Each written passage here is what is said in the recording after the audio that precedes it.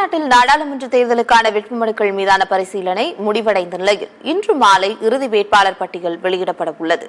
தமிழ்நாட்டில் வரும் 19ஆம் தேதி நாடாளுமன்ற தேர்தலுக்கான வாக்குப்பதிவு நடைபெறுகிறது. இதற்கான வேட்புமனு தாக்கல் கடந்த 20ஆம் தேதி தொடங்கி 27ஆம் தேதி வரை நடந்தது.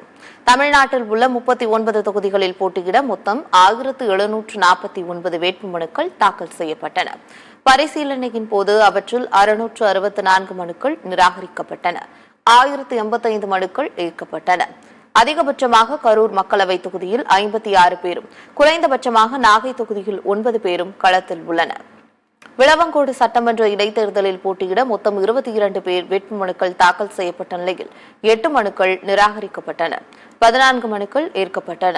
வேட்புமனுக்களை திரும்பப் பெற இன்று மாலை 5 மணி வரை கால அவகாசம் வழங்கப்பட்டுள்ளது.